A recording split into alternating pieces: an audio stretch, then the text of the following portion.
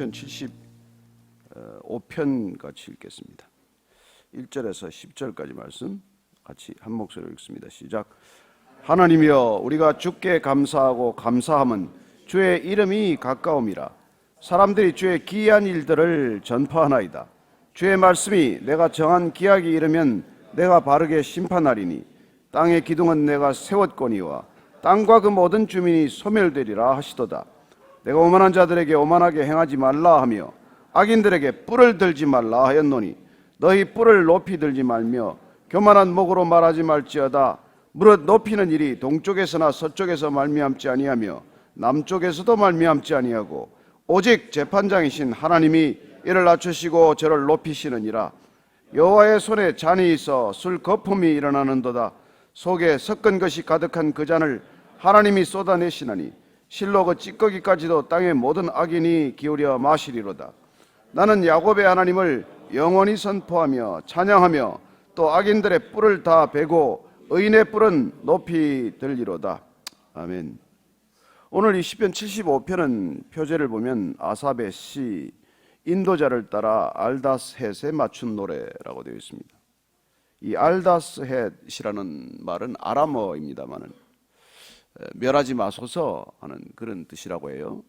뭐 정확한 뜻인지는 이렇게 쉽지 않습니다만은 어쨌건 그런 뜻에서 하나님의 은혜를 구하는 시이기도 하고 하나님의 은혜를 찬양하는 시이기도 하고 또 은혜를 감사하는 감사의 그런 시이기도 합니다. 알다스헷에 맞춘 노래라는 게 57편, 58편, 10편, 59편에도 그렇게 기록이 되어 있습니다. 부제로 되어 있습니다만 오늘 이 시편 기자는 아삽이라고 하는 시편 기자는 먼저 하나님께 감사로 이 찬양을 시작합니다. 한번 1절 더 읽겠습니다. 시작. 하나님이여, 우리가 주께 감사하고 감사함은 주의 이름이 가까움이라. 사람들이 주의 기이한 일들을 전파하나이다. 여러분들은 인생에 어떤 것이 가장 감사한 일일까요? 우리가 감사하고 또 감사해야 할 일, 어떤 일이 여러분에게는 가장 감사한 일입니까? 오늘 명절을 맞아서 가족들이 함께 모일 수 있다는 것도 감사할 수 있겠고 또 하나님께서 정말 여기까지 인도해 주신 것이 그냥 감사할 수도 있겠고 여러 가지 감사의 제목들이 있을 것입니다.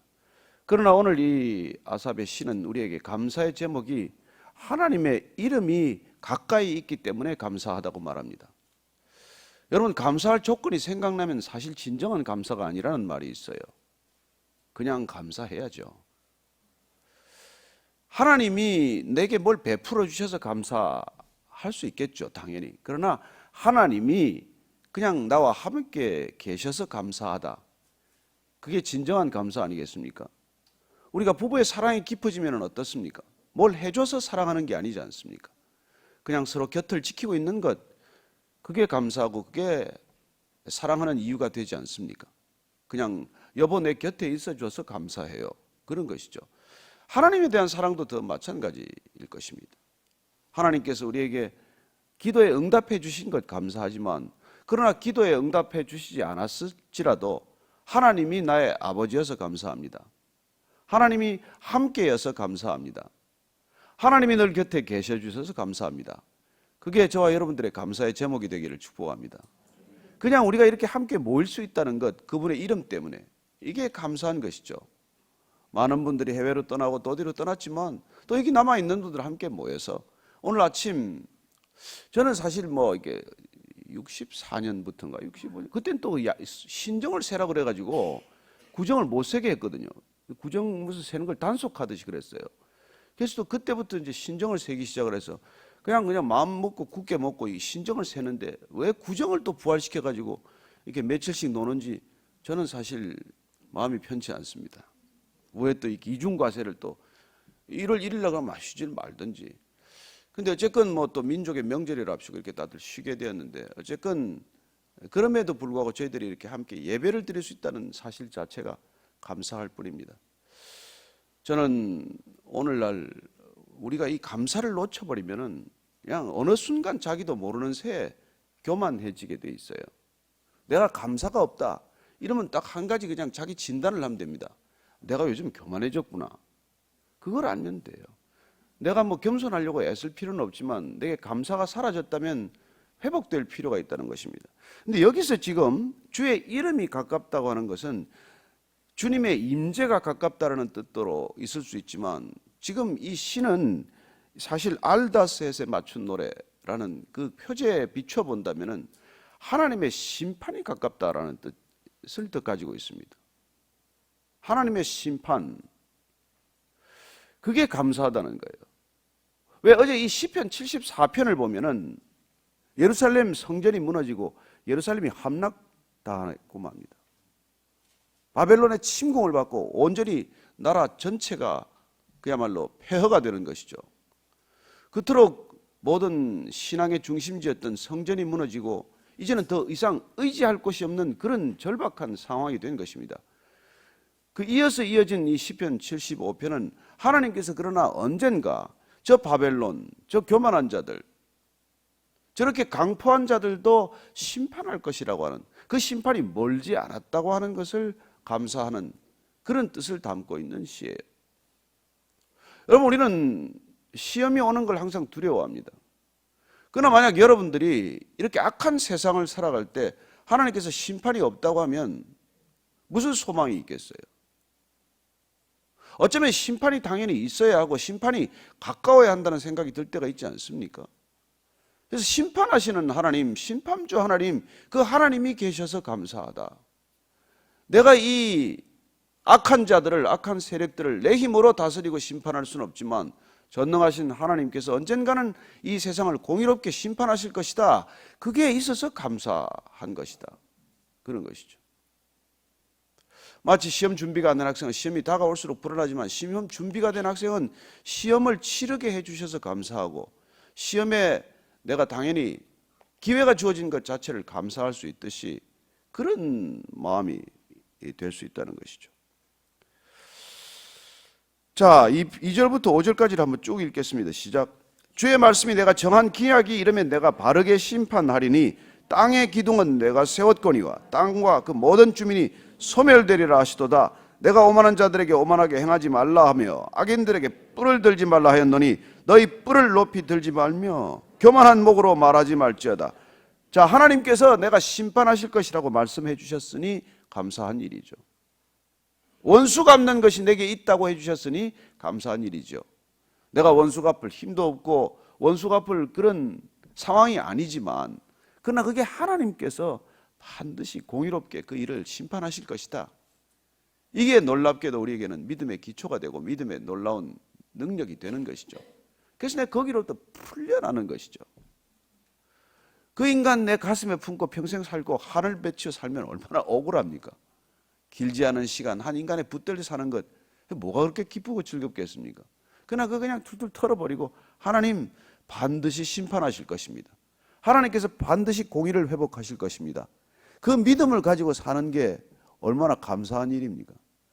풀려나지 않습니까? 그래서 땅의 기둥은 내가 세웠다. 하나님께서 땅의 기둥을 세웠답니다. 사실 기둥이란 기초를 놓는 거나 마찬가지 아닙니까? 이 모든 기초란 또한 무엇입니까? 기초가 놓인다는 것은 질서가 세워진다는 뜻입니다. 하나님께서 천지를 창조하셨다. 그 뜻은 무엇입니까? 우리가 혼돈에서 질서로 옮겨졌다는 뜻 아닙니까? 어둠에서 빛으로, 그리고 공허함에서 충만함으로 옮겨지는 그런 창조적 질서는 하나님께서 세우셨다는 것입니다. 그렇습니다. 모든 질서는 하나님으로부터 비롯됩니다. 카오스에서 코스모스로 옮겨지는 것은 하나님께서 행하신 일입니다. 이 우주가 무질서합니까? 아니요. 얼마나 정교한 질서입니까? 지구와 태양과의 거리가 조금만 좁혀져도 인간은 뜨거워서 못 산다고 그래요. 조금 멀어지면 또 금방 추워져서 못 산다고 그래요. 지구가 정확히 태양을 향하여 13.5도인가요? 그렇게 기울어져 있어야 되는 것이죠. 그 기울기가 틀어져도 이 지구는 존재하지 못합니다. 어느 것 하나 질서 위에 세워지지 않은 것이 없어요. 우리가 알건 모르건 정교한 질서가 있는 것이죠. 계절의 순환이 지금 무너졌다고 말합니다. 제주도에 다녀온 분 얘기 들으니까 눈이 그냥 상상할 수 없이 많이 왔다 그래요. 어쨌건 지금 곳곳에서 일어나는 기상이변들이나 지구온난화나 여러 가지 재앙들은 하나님이 그 질서를 흔드는 인간을 지금 물끄러미 쳐다보고 있다는 뜻이기도 하죠. 인간이 이렇게 무분별하게 개발하고 지구가 감당할 수 없을 만큼 이렇게 지구를 파괴해 나간다면 하나님께서 그 질서의 끈을 놓아버리겠죠. 그걸 우리는 또 심판이라고 말합니다. 하나님께서는 기초를 세우셨고 그 기초를 허무는 인간을 내어버릴 때 심판이 되는 것이죠. 땅의 기둥을 내가 세웠다 할 때 하나님께서는 이건 붙들고 있다는 뜻이에요. 하나님이 기초를 세웠다, 질서를 만드셨다. 이건 그 질서를 내가 유지하고 붙들고 있다는 뜻입니다. 여러분 집에 아버지가 아무 일도 안 하는 것 같지만 하나님께서는 가장에게 권위를 주셔서 그 가장이 있을 때 어떤 가정의 질서가 있지 않습니까? 그 질서가 허물어지면 어떻게 됩니까? 집안이 풍비박산이죠. 그렇습니다. 지금 인간들은 그 모든 권위, 모든 질서를 해체해 나가고 있어요. 그게 마치 자유의 상징인 것처럼 말합니다. 그래서 이른바 우리가 해체주의라는 이런 사상적 흐름 이후에는 모든 질서를 인간이 깨는 것에 대한 희열을 느끼고 그 질서를 마치 도전하고 깨고 부수는 게 인간의 능력인 것처럼 변하고 말았습니다. 모든 권위에 도전하고 있어요. 남녀라는 성적 질서도 깨뜨리고 있습니다. 그렇습니다. 이 질서를 깨뜨리는 것들이 정말 스스로 발밑을 허무는 거랑 마찬가지죠. 여러분 땅의 기초를 흔들면 어떻게 됩니까?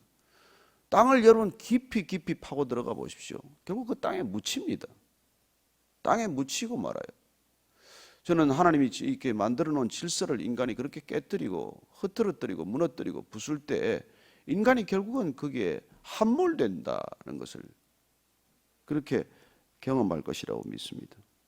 저는 하나님이 만든 질서를 인간이 지킬 수 있기를 바라지만 그러나 걷잡을 수 없이 허물어가면은 결국은 파멸이죠. 모든 주민이 소멸되리라 하시도다. 내가 오만한 자들에게 오만하게 행하지 말라 하며 악인들에게 뿔을 들지 말라 하였노니 어쩌면 지금 이렇게 오만한 자라고 지칭하는 사람들은 정복자들이고 통치자들일 것입니다.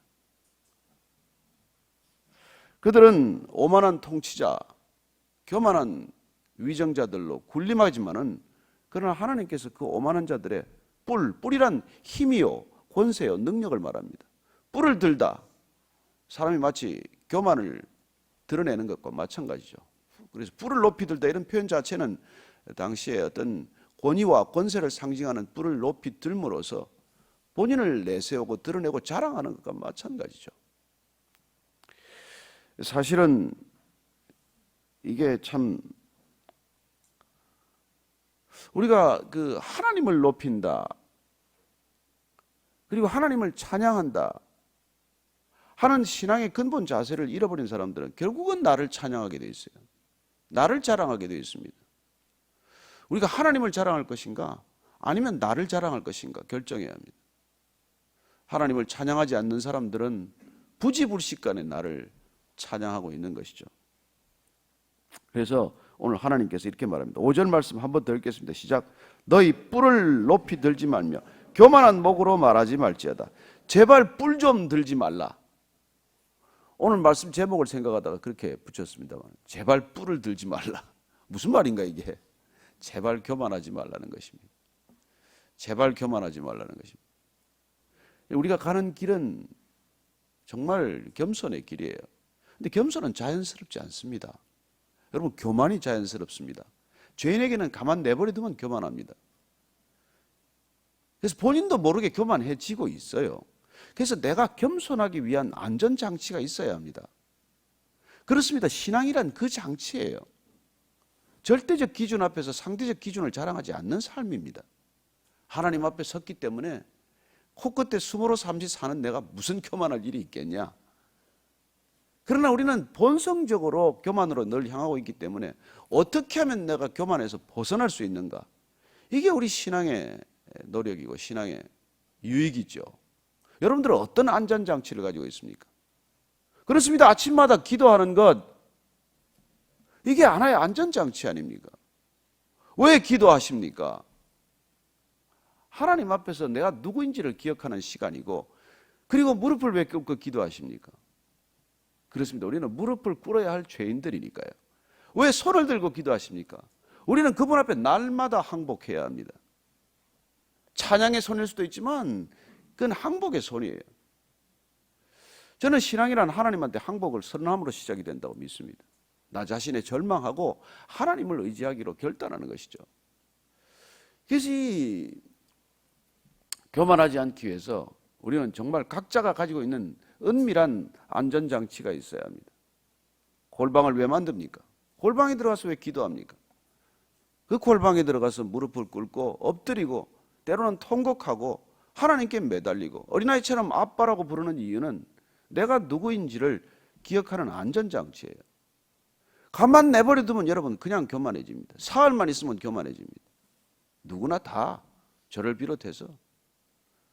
그래서 우리는 정말 단 하루라도 그분을 붙들지 않고는 안 되는 것이죠.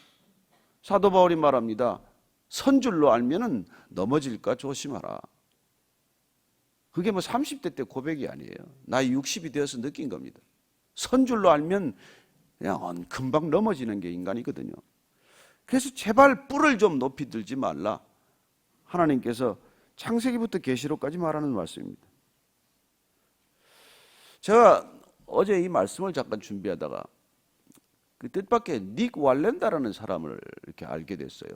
제가 막 별 관심이 없었는데 닉 왈렌다라는 사람이 지금 현존하는 가장 이렇게 외줄타기의 달인이라고 그러나요? 그런 사람이에요.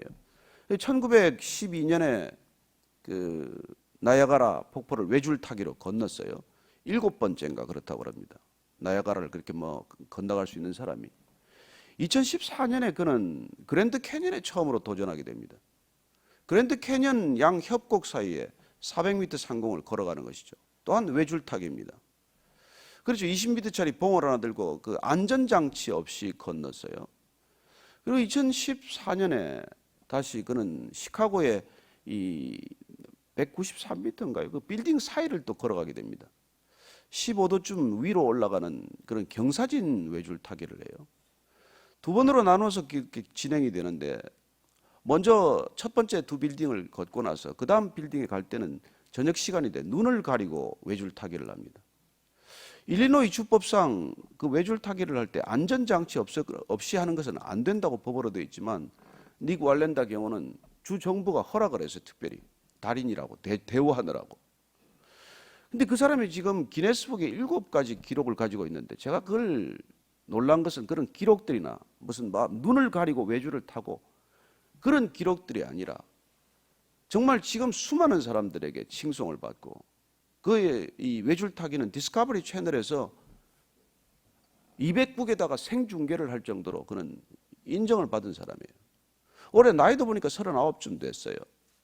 근데 이 사람이 그런 놀라운 능력이 제가 감탄한 것이 아니라 이 사람이 그런 수많은 사람들의 스포트라이트를 받고 전 세계로부터 칭송을 받는 달인과 명인이 되었지만 그가 겸손하기 위해서 하는 행동에 제가 감동을 한 것입니다. 그는 그렇게 수많은 사람들이 박수치고 그리고 그에게 칭찬을 보내고 그에게 환호하고 난리가 나지만 그가 그 외줄타기에서 내려오면 빌딩에서 내려오면 그가 뭘 하는 거니까 사람들이 흩어진 뒤에 3시간 동안 쓰레기를 줍는 거예요. 반드시 그를 보려고 오는 사람들은 흩어지고 나면은 쓰레기를 그렇게 늘어놓고 간답니다. 그는 말없이 그 쓰레기를 혼자 치우면서 내가 누구인지를 기억하는 거예요. 그는 7대째 외줄타기 가문의 명인입니다. 그 위 선대 때부터 외줄타기를 해서 그는 2살 때부터 외줄타기 훈련을 받았어요. 정조부 중에 한 명은 결국 줄에 떨어져서 또 이렇게 사망을 했지만 그가 사람들의 그렇게 조명을 받을수록 사람들에게 그냥 환호와 박수를 받을수록 그가 겸손의 자리로 내려가기 위해서 그가 하는 일은 쓰레기를 치우고 줍는 일이에요.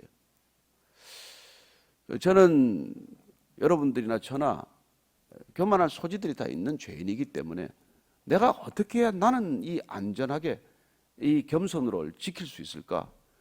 마치 닉 왈렌다가 했던 것처럼 그런 우리 안에 하나의 안전장치가 필요하다는 것입니다. 그래서 우리가 누군가를 섬기는 것도 그런 안전장치 아닙니까? 내가 뭐 까닭 없이 선교지를 가서 누군가를 섬기는 것도 그런 것이고 소리 없이 누군가를 돕는 것도 그런 섬김이 될 것입니다. 그러나 자칫하면 우리는 섬기면서도 교만해지고, 그리고 겸손한 채 하면서 또 교만해지고, 나는 겸손하다고 굳게 믿으면서 더욱 교만이 완성되는 인간이거든요. 그래서 오늘 이 하나님께서 뿔을 제발 높이 들지 말아라, 제발 목이 곧은 백성 되지 말아라. 이스라엘 백성들이 목이 곧은 백성 되었을 때 이렇게 바벨론의 포로가 되었듯이 우리 또한 그렇게 되는 순간 우리를 낮추시는 하나님의 손길 반드시 경험하게 될 것입니다. 그래서 지금 아사비 시는 이렇게 계속이 됩니다. 6절부터 8절까지 읽습니다. 시작. 무릇 높이는 일이 동쪽에서나 서쪽에서 말미암지 아니하며 남쪽에서도 말미암지 아니하고 오직 재판장이신 하나님이 이를 낮추시고 저를 높이시느니라. 여호와의 손에 잔이 있어 술거품이 일어나는도다. 속에 섞은 것이 가득한 그 잔을 하나님이 쏟아내시나니 실로가 찌꺼기까지도 땅에 모든 악인이 기울여 마시리로다. 하나님은 철저히 심판하신다고 말씀하십니다. 그렇습니다. 인간의 역사는 보면은 우리가 보기에 너무 더뎌요. 왜 아직까지 저 인간을 저렇게 내버려 두나? 왜 저렇게 떵떵거리고 사나? 악한데 왜 잘 사나? 이런 끊임없이 우리 안에 갈등이 있지만 우리의 시계하고 다르다고 해서 하나님의 시계가 안 가는 것 아닙니다. 우리는 시계가 그냥 살처럼 빨리 가서 18이 빨리 있으면 좋겠지만 하나님의 시계는 천천히 갈지 몰라도 정확히 간다는 것을 믿으시기 바랍니다. 어느 날 흔적도 없이 사라질 것이라고 말합니다. 동서남북으로 부지런히 쫓아다니면서 로비해봐야 소용없다는 얘기예요. 높이시는 분은 하나님입니다. 낮추시는 분도 하나님이세요. 조금 높아지기 위해서 사람 찾아다니면서 부탁한들 뭐합니까?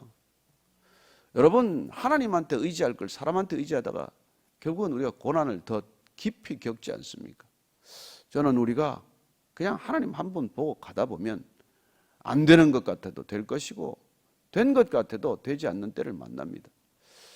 저는 하나님께서 반드시 여러분을 높이실 때 높이시고 낮추실 때 낮추신다는 것을 굳게 믿으시고 그때도 순종할 수 있게 되기를 바랍니다. 낮추시면 낮추시는 대로 기뻐하고 높이시면 높이시는 대로 순종하면, 그러면 뭐가 그렇게 교만할 일이 있겠어요? 높아져도 교만할 일이 없고 낮아져도 비굴할 일이 없는 삶이 되지 않겠습니까? 자, 아삽의 시는 이렇게 끝납니다. 9절 10절 말씀입니다. 시작. 나는 야곱의 하나님을 영원히 선포하며 찬양하며 또 악인들의 뿔을 다 베고 의인의 뿔은 높이 들리라. 나는 야곱의 하나님, 이스라엘의 하나님, 우리 각자의 하나님을 영원히 선포하고 찬양하는 인생이 되기를 바랍니다. 하나님을 진심으로 찬양할 수 있는 동안 나를 찬양할 수 없습니다. 하나님을 찬양하는 채 하면 나를 찬양하는 찬스가 생기겠지만 정말 내 중심을 다해서 하나님을 찬양하고 하나님을 높이고 하나님을 기억하면 그만큼 나를 잊어버리고 나를 여러분 낮추시는 일이 될 것입니다. 그 닉 왈렌다는 그렇게 외줄타기를 하는 동안 거의 디스커버리 채널에서 생중계가 되는데 60번 정도 하나님을 찬양해요. Praise the Lord, Praise the Lord, Jesus, Thank you. 끊임없이 그는 그 말을 하면서 가는 것을 들었습니다.